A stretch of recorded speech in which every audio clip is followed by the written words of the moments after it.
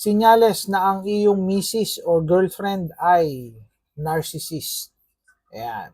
So ito yung mga basic lang naman na makikita ninyo. Or kung ex nyo na, ex-girlfriend nyo na, ex-wife nyo na, well, congratulations. Pero importante rin na malaman nyo kung narcissist nga yung ex nyo. Okay? Una, inosente siya sa public, walang hiya sa loob ng bahay o walang hiya kapag kayo na lang. So, pakitang tao siya, no? Around others, napaka-sweet, napaka-charming.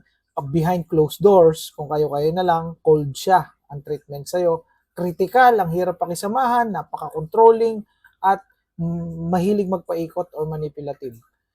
Okay, let's go to number 2. Hindi siya nagsosorry. She never truly apologizes. Walang babaeng female narcissist na nagsorry. Okay?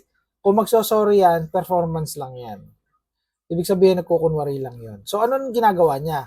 No, hindi naman siya nagsosorry, no? So, anong ginagawa niya after niya gumawa ng mali?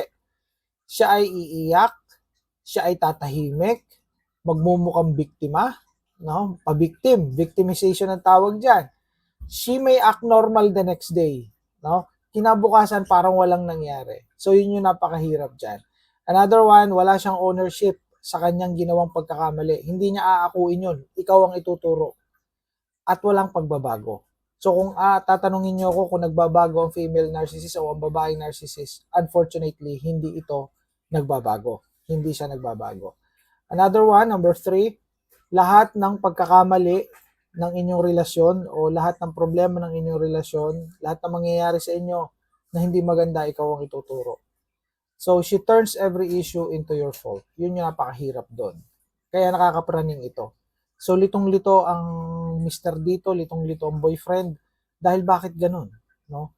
Kayong dalawa yung involved dito, pero ikaw lang yung may kasalanan. Palaging ikaw yung may kasalanan. So, yun yung nagiging problema dito. Another one, no? Ginagamit niya yung affection as control. Ibig sabihin, yung kanyang paglalambing, yung kanyang panunuyong ika nga ay performance lamang, ay yun ay control. So pag ikaw ay nilambing, pagka ikaw ay minasahe, pagka ikaw ay kinikilikiliti, no? Sinusundot-sundot at niyayayang magtabi sa kama, ayan ay control.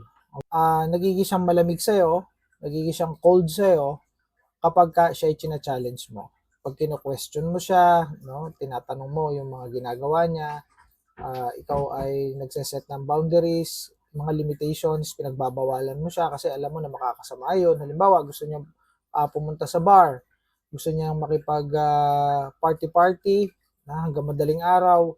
So, hindi mo siya papayagan. Siyempre, girlfriend mo siya, pinoproteksyonan mo siya, baka malasing or mabastos. Pagka ganon, no, magiging cold siya sa'yo. So, papangit yung treatment niya sa'yo, basically. Hindi ka papansinin, magiging masungit sa'yo, at maraming mga reklamo. At the same time, ito ay hindi susunod sa'yo. So, ang kanyang affection sa'yo ay reward. Halimbawa ay sumunod ka sa kanya, pinayagan mo siya sa mga maling gawain, at kung ano-ano pa, ikaw ay bibigyan niya ng affection. Pwedeng kanyang yayaing magsiping as a reward. So, ganun na nangyayari. Pagka ikaw ay masunurin, bibigyan ka ng masarap na sex. Kapag ka ikaw ay suwail, hindi ka nasunod sa kanya, hindi ka pagbibigyan. Pag sinabi niya na, yung nanay mo, gantuhin mo, inutusan ka na gawing yung nanay mo gawan mo ng ganito, inutusan ka, o wag mong pansinin ang nanay mo o ang kapatid mo, ganito ang gawin mo. Ngayon, hindi mo sinunod, wala kang sex. Kapag ka naman sinunod mo, may sex ka. So, ganun yun. So, ibig sabihin, kung good follower ka, no, sunod-sunuran ka, then maganda ang gabi mo. Ganun lang kasimple ang ginagawa niya. So, she uses affection as control. So, yun yung sample. So, you start feeling managed, no, from time to time. Pakiramdam mo, lagi kang hawak sa leeg. Wala kang kalayaan dito. So, sunod-sunuran ka. Ang literal na nangyayari noong unang panahon ay yung sinasabihan ang kapitbahay ng underdesaya kapag nakikita ng mga kapitbahay na yung lalaki ay sunod-sunuran sa misis.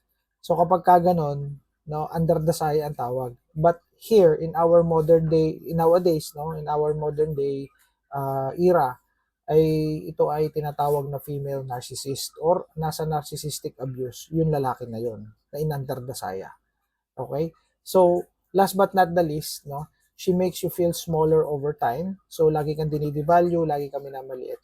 So, kung ikaw ay confident na lalaki bago kayo nagsama, no, ikaw ay successful, ikaw ay maayos, ikaw ay matalino, smart, ngayon, after ninyong magsama, let's say after 5 years or after a few years, para ka ng ulaga.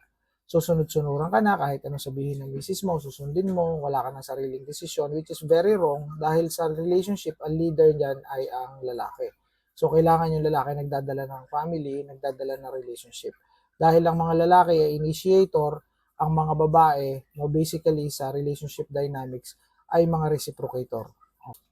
So, yun yung nangyayari. So, what happened here is devaluing, no? Dinidevalue kami na maliit ka. So, ito ay manipulation, ito ay intentional para masira yung iyong confidence, masira ang self-esteem mo. Why?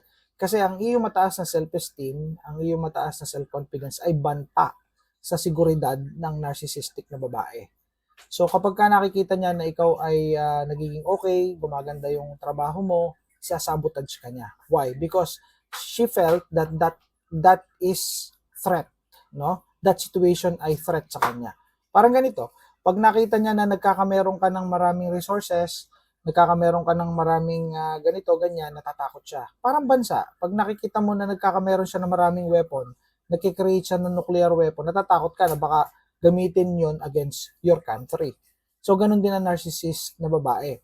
Kapag nakikita niya na namamayagpag na yung kanyang boyfriend, yung kanyang husband, ang nangyayari doon is natatakot na siya. Natathreaten na siya. Kaya ang gagawin niya, i-devalue niya yung kanyang mister, sisirain niya yung mister niya, para yung mister niya ay magmukhang ulaga, maging tangahin, at mahawakan niya sa liig. Kung ano man ang kikitain ng kanyang mister ay pasok sa kanya. So, ganun ang mangyayari dito. Okay? So, see you in my next content. Dun sa mga gustong ng one-on-one coaching with me regarding narcissistic abuse, kung kayo naabuso ng isang babaeng narcissist, pwede tayo mag-coaching dyan. Maglalagay na lang ako ng contacts, no? Mag-send na lang kayo ng message. Ako yung sumasagot dyan. Ako yung magre-reply. Ako rin yung magko-coach sa inyo. Bye for now.